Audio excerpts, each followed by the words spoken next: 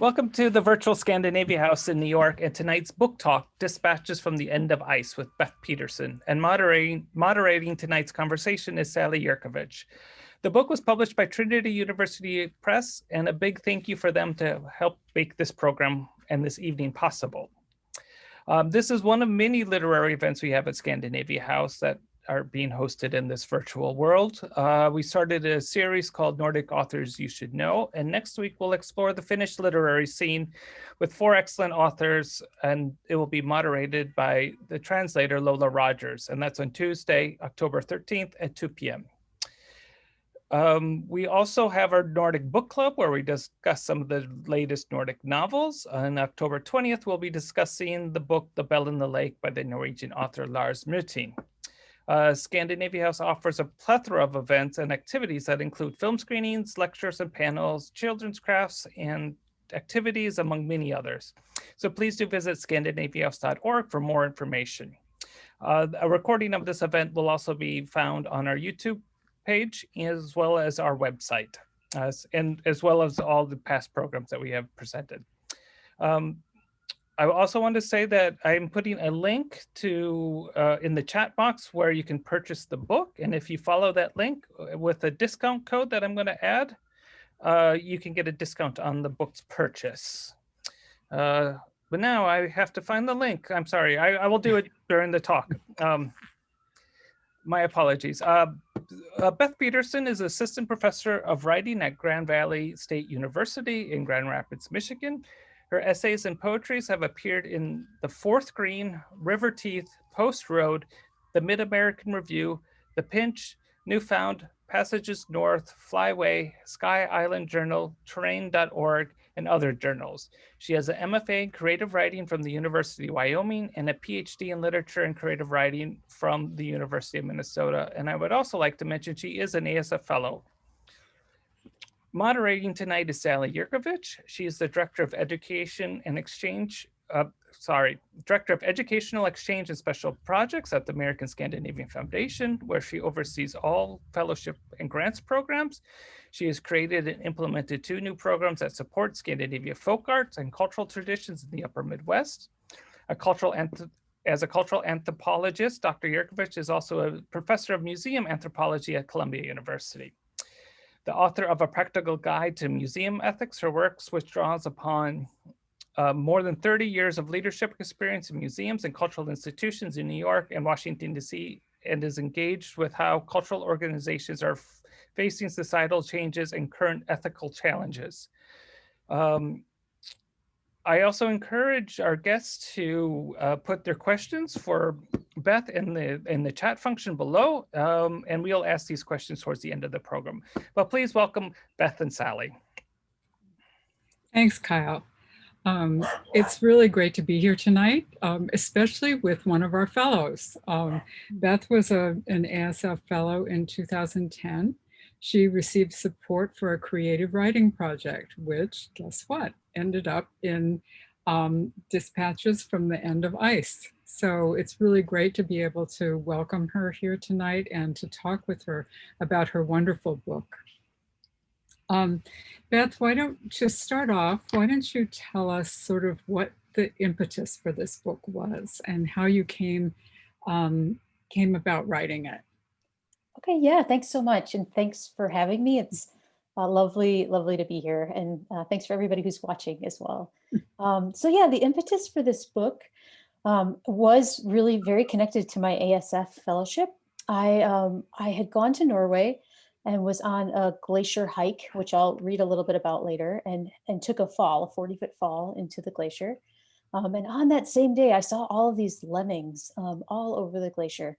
So these kind of 2 things came together and I thought, oh, that's curious. I'd like to write about it. So I applied for an ASF fellowship to go back to Norway and write about this experience. I didn't quite know what the pieces or the parts of the experience would be. But when I got back there and started doing the fellowship, I realized this isn't just an essay, this is a book. There's all of these other things that are, climate change and disappearance and museums, and I found myself just finding too much to write about. And so suddenly it became my dissertation and then grew from there into a book. So that was the kind of basis. The basis, I guess, was these curiosities about this big fall and what happened when things are disappearing on the ice. So, yeah. That's great. Well, one of the striking things about your book is the amazing amount of scientific information that you managed to deliver very easily, and in a way that makes even those of us who aren't scientists able to consume and understand it. I'd be curious to know more about that and how you pull together all of that information, because it shows that there's a lot of work has been done behind the scenes. Yeah, thank you for asking. Yes, I worked on this project for 10 years. So it was a long-term project for me. I didn't actually know very much about glaciers or climate change or and many of the topics in the book before I started researching. So I think most essayists, this is often how essayists approach their work, is from the angle of curiosity. So I was just curious. So I started talking to all sorts of people. I started just by talking to local residents in Norway that lived on the edge of the glacier that I had fallen into. I quickly realized that this glacier that I had taken my fall in was disappearing. So my very first summer there was ice. You could see ice, for ages. And then my second summer, I realized that a small lake was forming on the edge of the ice. And I thought, oh, that's interesting. And then by my third summer there, the lake had become quite large. And maybe my fifth summer, you had to take a boat across the lake to get to the ice. So I thought something's happening here. And so I started with just on the ground research with people that, knew what was happening. And then I thought, okay, I want to take it some other places as well. So I started talking to glaciologists and different types of scientists. And I visited the Scripps Institute in California, and I visited lots of archives and just kind of read as much as I could. I read all of the current research that I could find on glaciers and climate change, and particularly European glaciers, which are, at least in creative writing, a little bit less written about than other glaciers. So that was kind of, I interviewed people, and I tried my best to just say, okay, how can I find the experts? I'm not an expert in this field, but where can I find the experts? And then how can I help the typical reader, which is like me, to translate this expert knowledge? So lots of the journal articles I was reading, for instance, it took me a while to sort through them. And so I was always thinking, how can I sort through this and rewrite this in a way that makes sense for the reader, or retell this rather than rewrite it. So yeah, so that would be what I would say. So I did a lot of interviews, a lot of following people around. I joined, for instance, a climate change group, which was a group of mostly scientists in Michigan, few other kind of geologists, but there were a few other kind of art folks, and then I was the only creative writer. And so I kind of came in and said, okay, I want to learn. And so I think the main thing for me has been trying to learn from all these different people that know much more than I know. And then trying to say, okay, how can I help the general audience to understand this? Because I think these things are really important. The climate change particularly, I think, is important. And it's important to understand it, just for the average reader. So yeah, thanks for asking. Yeah, well, I know that you talk about everything from like Linus Pauling and his article on the structure and entropy of ice, to Galileo, to lemmings. I mean, it's really an amazing, it's not just, well, it is ice, but it's much broader than ice. And really, as you say, you get into climate change as well. But another thing that that happens in the book is it really chronicles your amazing journey, not just in the Nordic countries, but also in Europe, in the US. You go from Florida to Wyoming to Colorado to California. I mean, it's an amazing journey that we feel very much a part of. So I guess there's one of the things that I found really interesting about reading your book is that there's a narrative thread that runs through all of the essays. I think that I didn't expect to find in a book of essays. Yeah, thanks for that. I'm glad you saw that. I mean, to come back to the Linus Pauling and that comment, Linus Pauling was actually an addition from my editor, my book editor, Margie Avery, who said, you've got to look up Linus Pauling. This is a great fit. And I did, and I thought, oh, this is amazing. So actually some of the kind of later essays in the book, my editor really helped me figure out. That's one of the good reasons about having an editor, and an editor who is really smart and helpful. But yeah, I think in terms of the journeys, I teach creative nonfiction, and I really try to help my students see that creative nonfiction is very much about attending to the world, going out and paying attention. I think there's sometimes a sense that creative nonfiction is mostly memoir, but it really doesn't have to be. So it can be about your life, but you can also go and make things happen and see places and visit things. And so I kind of I work a little bit more from that angle. So I'm always interested in seeing where I can take a reader. So I think like, okay, if I'm interested in this topic, what's the best place to go for this topic that I can, make happen? So whether that's Florida or, I mean, some of this was my moves. I moved from Missouri to Colorado and Illinois, lots of different places, but a lot of it was just saying, okay, where can I find the best information about this topic, and how can I kind of take it there? So yeah, so I think the journey, the narrative, there's certainly a narrative thread. So I see this as being a linked essay collection. So what that means is basically it is an essay collection. So not every essay is linear. They don't all follow a chronological pattern. But I did want there to be echoes throughout the book. So a reader could pick it up and say, oh, I recognize that character. He came up in another chapter. Or I recognize that place, it's recurring. So a lot of the essays are based around Norway and then Wyoming. Those are kind of the two main locations in the book, but I definitely touch on some other places that come up here and there. But yeah, as I was structuring, I was thinking, how can I kind of have some consistency for the reader while still making it a bit of a constellation? That's how I think about the book.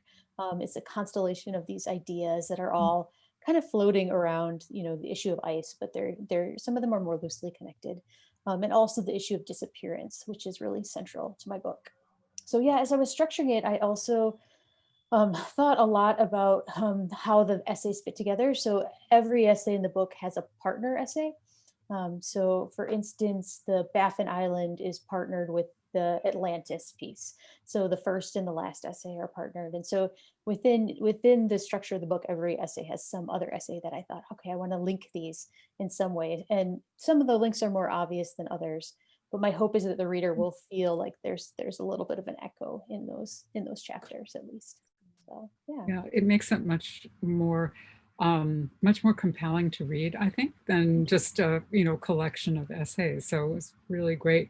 We're already getting some great questions from our attendees, but before we get to those, could you read a segment of your book for us? Yeah, sure, I would love to. I'll just read a little section from that essay that I was talking about.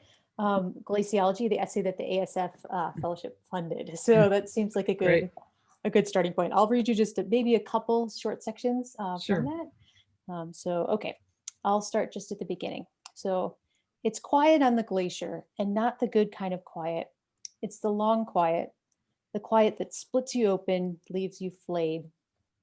I try yelling, Matt, Adam, Lydia, help. Nothing, only low rumblings in the distance and the faint sound of water running. Probably rainwater or melted snow dripping through thin tears in the ice. Pushing downwards, drips becoming streams, streams becoming wide rivers of glacial runoff, pouring down the base of the mountain, splitting into the glacial valley, cascading into the fjord and then the Atlantic Ocean. When my eyes adjust to the semi-darkness of the crevasse, I size up the hole. I'm hanging midway between parallel walls of raw ice, thick and slanted and buckling in places. There's an overhang 2 stories above. I see the outline. Shards of snow crack off it every few minutes, fall past me onto my back and my arms. Somewhere above the overhang, there's a shaft of sky. Beyond this, the only thing I can make out clearly is a thin blue line edging the glacial walls many stories below. So there's actually kind of 3 parts to this essay. So I'm going to read you a little section of each part. So the first part that I just mentioned is that fall into the glacier. Second part is about lemmings. So it was the summer of the lemmings, the 4th year in the 4-year cycle of boom and bust. massive population explosions, and sudden and devastating dives. In the course of a few months, sometimes weeks, Norwegian lemmings fall off cliffs. They walk into rivers. They climb onto long sheets of ice and sun themselves to death. In a single area, populations swoon from several thousand to near extinction. No one knows exactly why this happens. Some scientists say that the Norwegian lemming deaths are caused by early thaws and late spring freezes that melt the tunnels, that put the lemmings on top of the ice bare and exposed.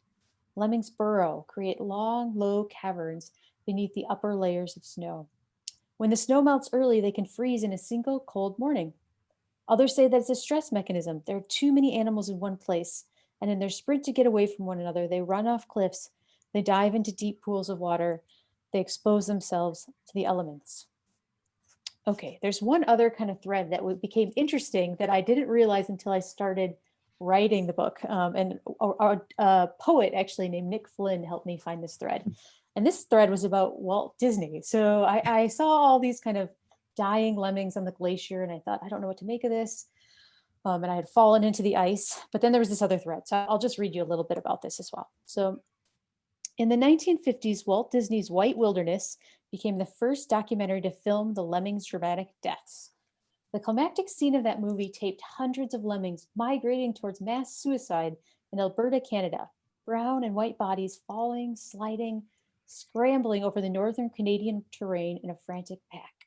They pushed up and down and into one another, all tracking a single lemming in front until they reached a high cliff.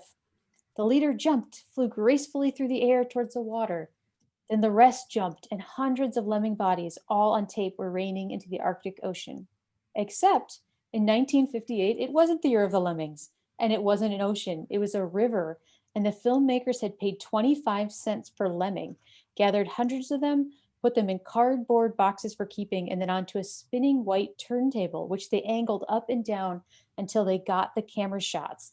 And then they pushed those lemmings to their deaths off the turntable towards a long, low cliff angling into the water. Some people say that when they watch the movie, they see the lemmings hesitate, that they stop slightly for a second before they jump. Norwegian lemmings are the only lemmings whose populations fluctuate randomly, who die in such massive sweeps that they almost don't come back. They fall from the sky with the rain, geographer Ziegler of Strasbourg proposed in the 1530s after hearing lemming reports from two Norwegian priests, and they die when the grass grows in spring. Collared lemmings, the type of lemmings that live in Canada and the United States and most other places in Norway, don't live in packs, and they hardly ever migrate. So that's where the myth of the lemmings following someone like a lemming off a cliff came from. So I found that to be kind of an interesting part. So that's just 3 parts of this piece. A lot of the book, just to come back to Sally's prior question about structure, uses these fragmented structures where I braid different pieces together. So and another thing that you that sort of flows through the book are your references to mythology and everything from the Eddas, which you start with, to Greek mythology, Japanese mythology. I mean, it's a really interesting thread. How did that happen? Yeah, it's a really great question. So actually, my first introduction to Norway was from my grandfather, who was Norwegian. And that introduction was through Norse mythology. So he had a book called Norse Stories, which I inherited from him. And so that was where I kind of got one of my interests in Norway, was these Norse stories. And I've always thought that the stories that we tell ourselves, or the stories we tell us a lot about ourselves as a culture, ourselves as people, what matters to us. So throughout the book, I was pretty interested in what are the stories that we're telling. So what are the stories that we're telling about, creation?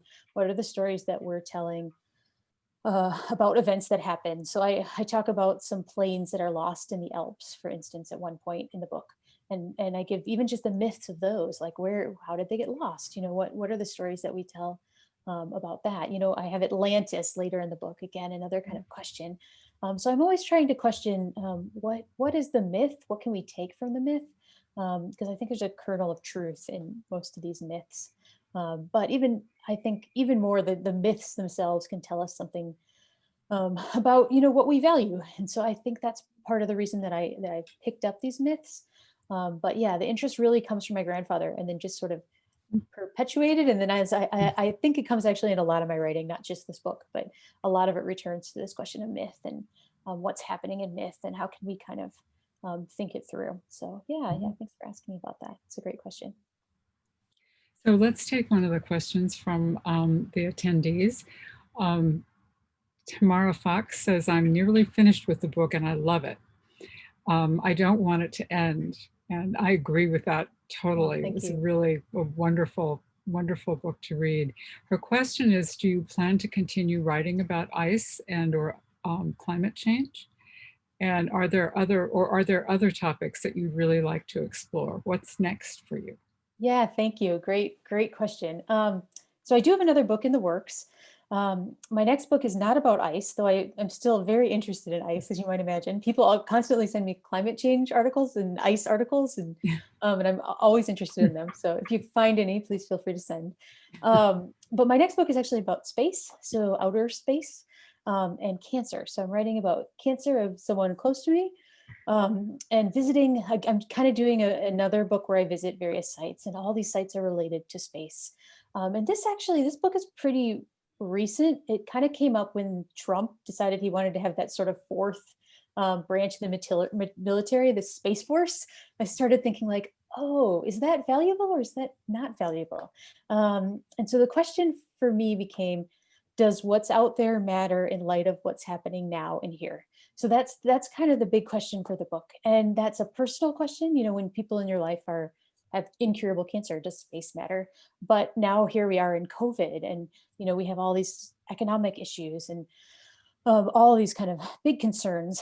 So I'm trying to kind of figure that out. That's the question that I'm asking in the book. I do have one other project that's been on the back burner for a while, which is a literary journalism project where I follow a group of people that claim to raise the dead. And so that's an old project that I started in graduate school that I'd like to pick back up.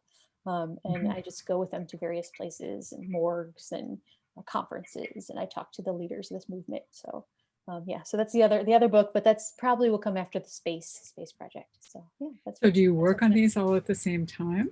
I used to, but I've realized that I do better just working on one project at a time.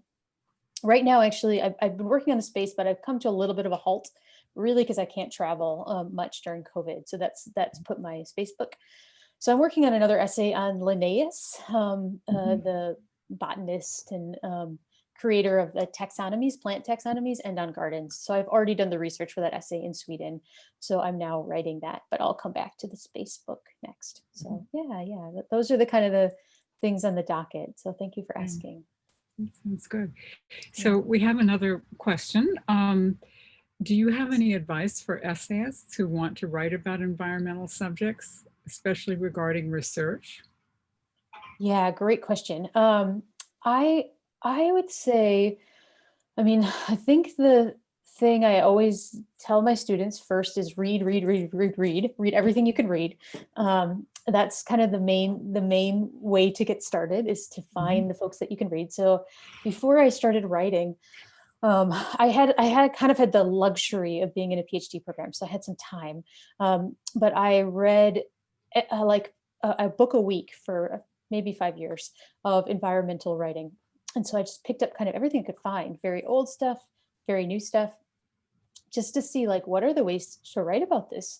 What's the conversation that I'm entering? Because I don't want to recreate the wheel here, but also I want to be able to draw on older conversations, current conversations that are unexpected or surprising. So that would be the first thing I would say. And then the second thing is that I've been so pleased and surprised and excited by how scientists, environmentalists, everyone, it seems, is fine and eager to talk. So at first I was really hesitant to ask people questions or to reach out to say, hey, can I come along on your boat trip, say, to an island? Can I come with you? And people almost always say yes. So I have been so excited about that. Even like I've joined the environmental studies faculty for my university, just as on an advisory board. But it's been a great, just as a creative writer, to say, okay, how can I be connected to this other field? So I guess my advice would be in terms of research, once you find something you're interested in, it could be anything. I often have my students write about water because we've had the Flint water crisis in Michigan and we have all these issues with the Great Lakes. And I realized like, oh, students have all these personal connections. So you can start with the personal and then you can find the research.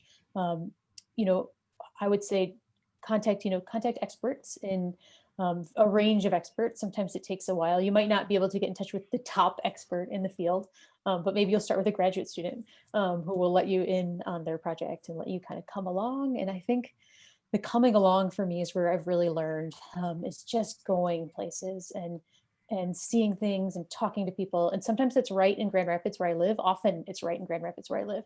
But sometimes it means going further afield as well. So yeah, thanks. Great question. That's great.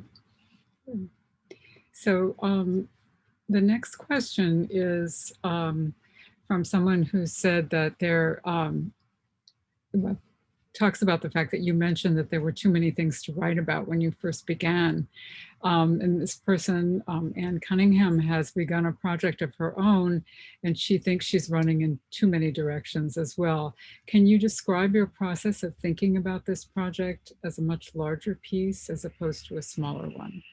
Yeah, great question. So it actually took me a while to realize, like I said, to realize this was a book. I didn't realize it right away.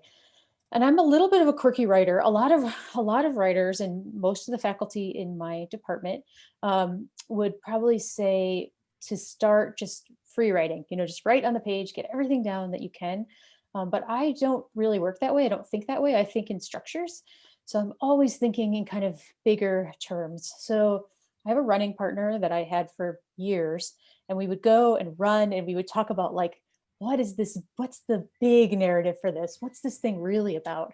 And I needed to figure out what it was really about before I could add all the small pieces in. But I mean, I think writers work different ways. So for me, once I realized like, oh, this is about disappearance, disappearance of the ice, disappearance. A professor and a friend of mine both disappear in this book. So those disappearances, then I thought, okay, I've got this way of thinking about it. I can work with that. And then I think once I had that kind of larger structure in mind, a sense of the vision of the book, then I just had to take it in little pieces. Anne Lamott says bird by bird, like you just have to take every little section. And so that's what I did. So I just took one section at a time. I left the rest and I said, I will come back to those, even if I'm excited about them and want to get started on them. I want to think about them now. I'm going to if I think of a note about that, I'll add it in. But I'll just work on this kind of one thing at a time. So usually it takes me maybe three to 5 months to finish an essay, which I know is kind of a long time, but from beginning to end. And so I'll give myself that 3 to 5 months and say, okay, I'm just going to work right now, like the garden essay. I'm just working on that. And I'm saying, okay, I just went to my neighbor's garden this week just to see. She's a master gardener, just to kind of get some more plant knowledge and say like, okay, and I'm reading as much as I can about Linnaeus right now. So I'm kind of chunking it out into smaller sections. So I would say it's both of those, both the bigger vision and then saying, okay, I'm just going to let go of the bigger vision for a little bit to make these smaller parts happen. So yeah, good question. For sure. So when you do this, when you start to pull it all together as a book, do you have it almost feels like you have a chart that you follow and you can see the threads sort of going through it. Do you do something like that or? Yeah, great question. I do actually. So I sometimes show this to my students. I'll show them a picture. I take all these pieces of paper and I put them around my living room floor. I just move some of my furniture out of my living room. And I say, okay, these are the parts and how can I kind of make these work together? And then I do a lot of drawing of pieces. So I'm a visual thinker. So I think through how can this work? So I draw it out, I chart it out, and I move things around. That's why I have them all on my floor. So I can move pieces around until they make sense. But yeah, for me, a lot of it is this kind of visual component of figuring out what could this look like? How can I make this piece? So for instance, the constellation structure that I mentioned before, I thought, okay, I'm going to put disappearance at the center. And now what are the threads that come from there? And how can I add these echoes? So that was kind of what my floor looked like, was one thing in the center and then various pieces coming off of that. But it's a little different, for different essays and for different books. But yeah, I think it is helpful to think of it in that kind of visual format. I find that helpful. And I think a lot of my students do that even with note cards, say like, okay, I'll take a bunch of note cards. And um, I think giving yourself the flexibility to move things around. I actually, one of my very first professors, her name is Anna Stepanek. I took a creative nonfiction class with her and we wrote our very first essay. And she brought scissors for each person in the class. And then when we got to class, we had just finished these essays that we all thought were really smart. We thought, oh, we've just done a great work. We've spent a lot of time on them. And she made us cut them all up into little pieces. And then we would have to put them back together in other directions. And then we had to put somebody else's essay back together. And I thought like, oh, actually I learned a lot through that exercise that, you know, sometimes your mind just needs to move in different directions. And so I think that sort of, I've never forgotten that, cut it up and see like what happens if I move these parts around. So yeah. That's great. And it's interesting because you often don't think about writing as something that you can shift around like that. So it's really neat. Sure. Yeah, So, thank you. Okay, then another comment is from Madeline Gordon, who says, I really liked your comment about making academic research accessible to everyone through language. Can you give some examples on some challenges that you had and some advice you would give on how to make one's research more accessible to someone not in your field? Yeah, I think that's a really good question. So I think actually I had the most trouble with my last essay, which is my Atlantis piece. So I was just trying to write about how climate change affects ocean currents. It's a very specific thing. And I just had a hard time coming up with the language for it because I knew less about this, I think in some ways. So what I did to, first of all, I had a reader read it. And the first reader was a scientific reader, said, your science isn't right. So I thought, okay, something has gone wrong here. So I needed to go back and say, okay, I need to kind of learn this again. I need to ask more questions. I need to find my way around. So I thought I had. So I think that's the first step, making sure that your understanding, you know, fits the understanding in the field. So I did that. And then I had several of my friends read once I finally said, okay, I think I've translated this into language that works. I have a few friends that are good readers. And I said, okay, would you mind reading this, just this little section, and telling me, you know, does this make sense for, you know, just a general reader?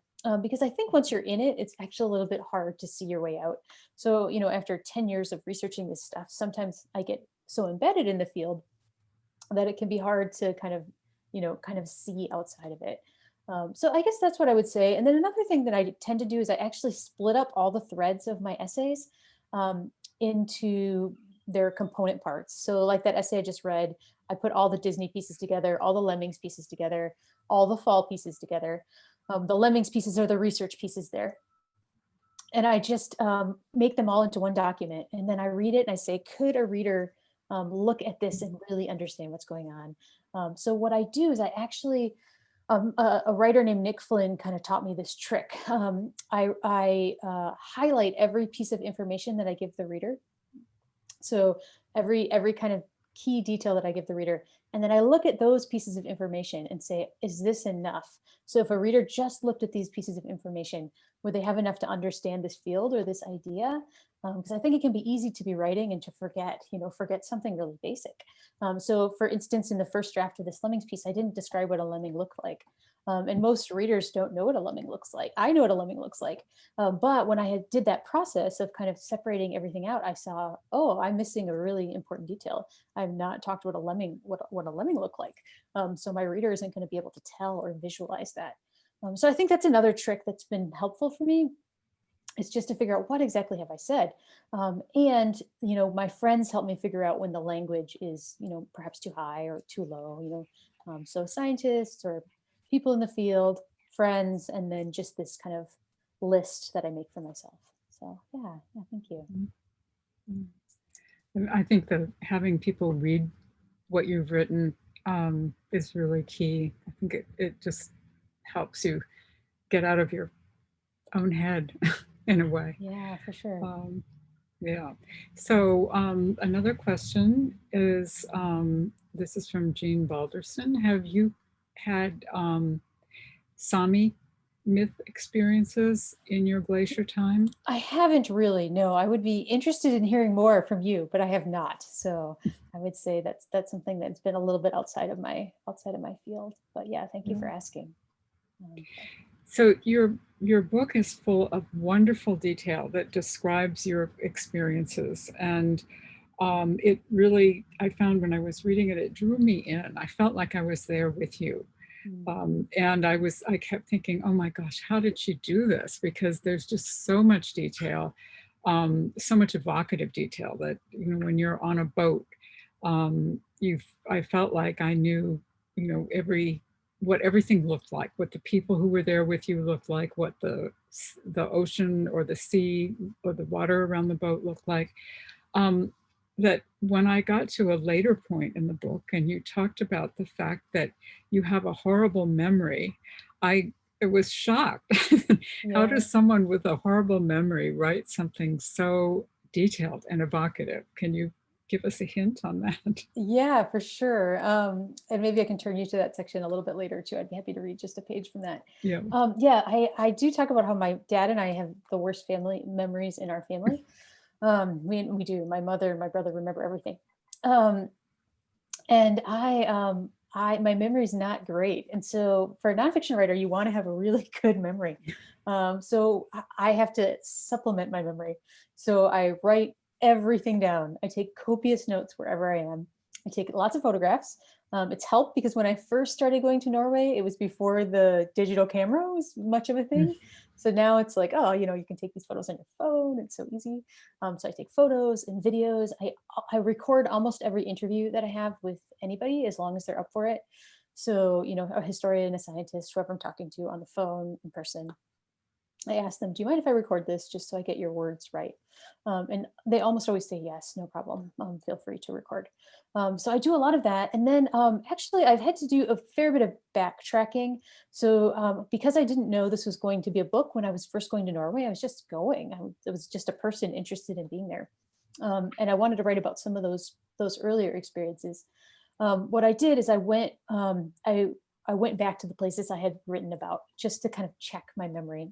So my very last summer before this book was published, I returned to Norway and I went back to a lot of the places that I'd written about just to kind of see, like, is that place how I had described it? And then I talked to people there too and asked, like, am I accurately describing this village? Do you feel like this really fits? Because this is not my home and my home place. It feels like a home to me. But it is many of my friends' homes. So I often ask them. Actually, even just this week, on Facebook, I'm going to have an article that's coming out soon, and part of it is a picture of me on this hike, and I couldn't really remember the name of the hike, and so I just posted on Facebook and I tagged lots of my friends, some Norwegian, some that had been to Norway, and said, "Can anyone help me out with the hike?" And like right away, somebody sent me a map and said, "Oh, it's between these coordinates." And then another Norwegian chimed in and said, "I think it's called this." Someone else said, "No, that's what the glacier is called. The hike is called this." And so within like an hour, I had all the information I needed. So I think that you can crowdsource in helpful ways these days. So I do a bit of that. And then also I try to write things immediately after they happen. And so I do as soon as I go to the research. So for instance, when I mentioned going to the Scripps Institute in San Diego, the hour after I left the Scripps Institute, I wrote it all down. I wrote down everything I saw, everyone I talked to, just so I then could later go back and look at my notes and say, okay, this is what happened. So then when I'm trying to reconstruct, I'm reconstructing from very specific details and notes and photographs and et cetera. And conversations. I even note the conversations so that I'm not, taking people out of context. So yeah, thank you. Great. Yeah. It's a lot of work. Yeah, it is. A lot of detailed work. Yeah. So tell us about Norway's glacier and how it's different from other glaciers. Yeah, really good question. So I've been to some other glaciers. I initially thought that my project might be about glaciers only. It changed to be about other things, but I went to Alaska thinking that I was going to write about Alaskan glaciers as well, but they're very different. And part of that is a difference in the environment and how Norwegians approach the environment, in that Norway, this is kind of connected to their famous environmentalist Arne Næss. It's probably one of the most famous Norwegian writers and thinkers. He has the real philosophy that people are part of nature. They're not separate from nature. Whereas most American thinkers, a lot of American environmentalists, stick people outside of nature. And so people are kind of off. Nature is in this other place. So when you're in, like at a Norwegian glacier, you're seeing villages, small cabins, you're seeing people, you're seeing herds of sheep, like there is like a real sense of like the community and the village is part of the landscape. Whereas when I was saying in Alaskan glaciers, you just didn't see that. It was very different. I mean, they were more touristy too. I would say probably in Alaska, there were cruise ships coming by, et cetera. But, and they were beautiful. I mean, and they were worth writing about and worth protecting. And lots of people have written about these glaciers in really stunning ways, Barry Lopez, Rebecca Solnit, and others. But the European glaciers are different, particularly because they're just in the middle of everything. So you're not going somewhere very remote. You're finding yourself, in the middle of these villages. Suddenly there's a glacier or a glacier arm. And, the Norwegians, way back when in the 1800s, for instance, used to have to cross the glacier to get to weddings and to get to church. So there's these photos you can see of people just going to and from church across this glacier, kind of pulling with ropes. So I think they look different. I mean, there's a different feel to the glacier, but there's definitely a different cultural approach to the glacier. And I think it's actually a really good approach because the glacier isn't an other, it's like part of the community in Norway. And I think when it's part of your community, you care about it more. So it doesn't feel like something distant or unknown to you. It feels like something vital. So that's actually one of the things I hope that comes across in the book is I want the reader to care about this landscape in the way that my Norwegian friends care about it. And in the way that I care about it too. So, and I'm not, of course, not saying that doesn't happen in other glaciers or Alaska or other places, but I think it's just a different kind of perspective on how humans interact with the landscape. So yeah, I would say that's different. The glaciers are, I'm going to inland glaciers, so that's a bit different too than glaciers that are, say, on the water. You're seeing, just different. The ice looks different, and the ice forms because the glacier is really just ice covered mountains. And so it's different when you're seeing that inland as opposed to when you're seeing it on the sea. Are they different colors? Yeah, I mean, well, so the glacial ice turns blue because it's compressed. And so I think you would have that color probably at the bottom of any of the glaciers, but I think you're seeing more of it probably in the Norwegian glaciers because you can get to the bottom. And so you can walk along the edge of the bottom of the glacier and find your way through a little bit more than some of the Alaskan glaciers, for instance. I think people are in different, find themselves in a little bit of a different viewing angle from those glaciers. So yeah. So we have another question from Anne Cunningham. Has your experience with this project changed your perspectives on nonfiction as a genre? Great question. Thank you. Yeah, I would say definitely. So I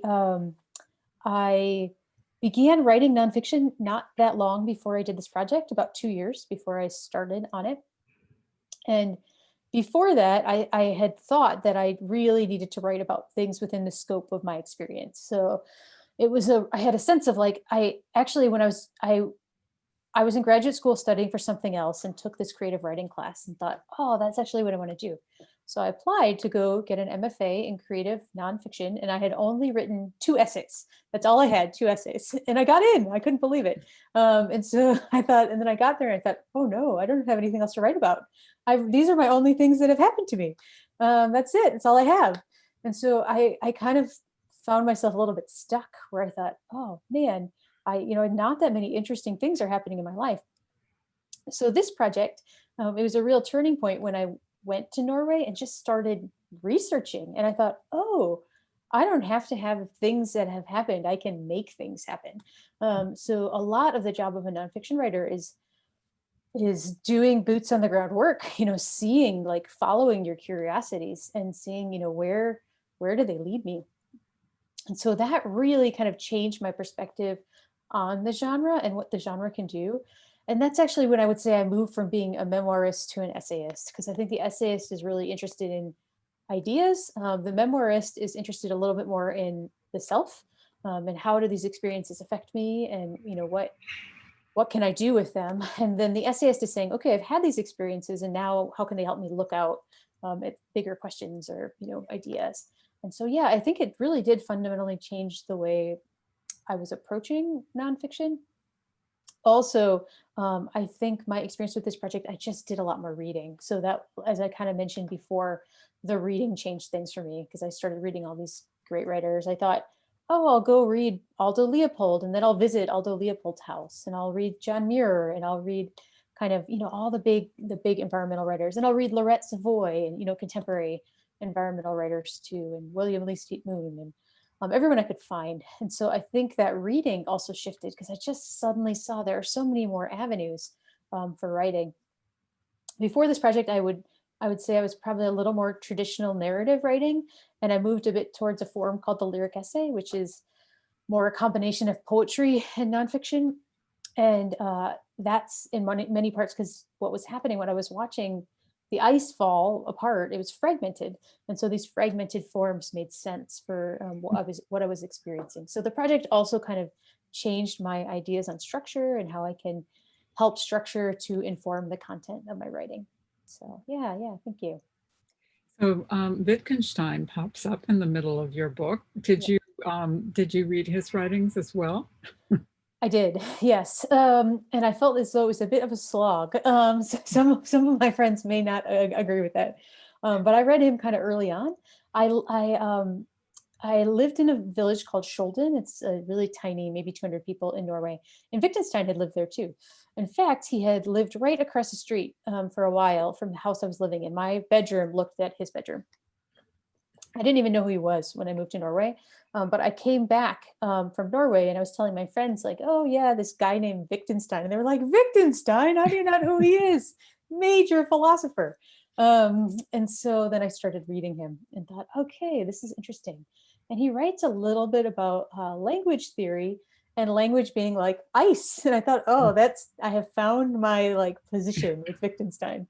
So, but it took me a lot of reading to actually find kind of my angle, particularly for that essay. So in that essay, I'm trying to find Wittgenstein's house, which is now pretty easy to find because they've marked it with signs and added trails. But at the time when I was trying to find it, there weren't signposts, and so it was just a bit of a mess. But yeah, so I started reading him. I read a lot of his work, but then once I found his language theory, I thought, okay, this is how it relates to disappearance and ice. I think that's probably happens to nonfiction writers often. You have to read a lot to find even just a little piece. And so I'm constantly reading, and most of the material didn't make it into the book. So just a tiny fraction makes it in. But you find those little gems and you think, oh, there it is. That's the connecting point. So it's worth the reading to get there. How do you keep track of all the stuff that you read? Well, I used to take notes in a notebook. So I had just books and books and books. Now I keep more documents on my computer. And so I'll just kind of track with, so I have like a file for each book and then lots of files within it. And I will track, what I'm keeping, what I'm doing. I did not do a very good job of keeping track of end notes for the book, which I didn't realize until I started doing the end notes, which took me a month because some of the sources I thought, oh, I didn't track these down very well. Like I had newspaper articles, but I hadn't kept where the newspaper was from. And so I had to do a lot of backtracking. So this time around, I'm trying to do a much better job of keeping track of my sources and noting, what have I used from each source and just making end notes as I go along. So, yeah. Right. Well, I'd love to have you read another excerpt from your book, but before you do, I have one sort of final question: is what do you hope people will take away from reading your book? What's the message, the main message that you hope it conveys? Well, I mean, I think in some ways, I guess there's a lot of different messages that people could take away, and I'm okay with that. I think I want them to participate in meaning making. So I'd like them to come up with a meaning that they find to be most helpful. But I think what I'd like people to think about is disappearance. So the question, I guess it's more a question than an answer. The question is, what do we do with the things that are disappearing around us? And that disappearance might be people, but also there's kind of a large environmental disappearance. So, glaciers are receding at record rates. So what do we do with these landscapes that are not the landscapes that they once were? How do we make sense of that? And so for me, I'm a writer. So I thought, how can I make sense of that on the page? For other people, there might be a different way to make sense of that. And so I'm interested in the reader, thinking about what do I do with these things that are disappearing? And I hope, they just engage with the question and they engage with the place, or the places in new ways as they read. So I guess that's what I would say in terms of what I'm hoping will happen with the reader, is that they'll come to maybe some more questions even than answers by the time that they're done reading the book. So yeah. That's great. Yeah, thank Okay, you. so- Well, I will read another little section. I'm actually going to read the section that Sally mentioned about forgetfulness. So I thought that might maybe be a good one to kind of, just a very short section to tie in. So this section is in an essay called Cairns. I don't think the context is too vital, so I'll just read you a little bit. So when I was a child, my father used to read me a story about cairns. They weren't called cairns, but I realize now that's what they were. A young boy and girl in that story were tasked with finding a lost prince who was buried underground under a witch's enchantment. To save the prince and the world itself from the witch's evil schemes, the children must remember 4 landmarks, 4 signs that they've been given: watching for an old friend who can help them along their journey, finding a ruined city of giants, seeing a message written in stone and following its instructions, and knowing the lost prince by a phrase that he says. The children at the end of the story do discover the lost prince, but only after significant lapses of memory, where their own desires, sharp smells of food, and bright invitations by the cunning witch, and even trying to be helpful strangers, make the lights of their memory seem dim and hazy. The signs are not quite what the children thought they might look like, and it becomes tiring at points to continually recite them. The story was fitting for my father and I to read, both of us having the worst memories in our family, forgetting names, places, sometimes the events of whole weeks or summer vacations. For some reason, the story of the boy and the girl mattered in a way that other stories did not. I thought often about that boy and girl and what had been required of them in order to find the prince and save the kingdom. Long after the book was over, late at night, lying awake in my bed, I'd ask myself, if I were one of those children, would I have seen the signs? So yeah, it's Great. section. So, Thank you. yeah, Thank you.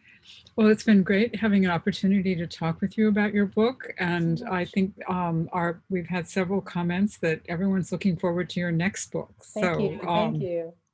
You're building a great audience here. Lovely. And we wish you much success with all of your books. So thank you very much. And we will look forward to talking to you again when your next book is published.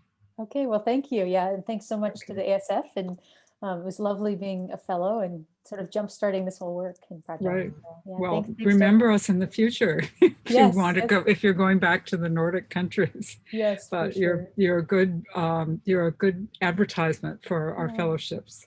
Yeah, well, thank you. Thanks so much. And thanks for Thank everyone you. for coming and for the great questions. Great. Thank Yeah. you. Okay. Good night. All right, good night. Thanks.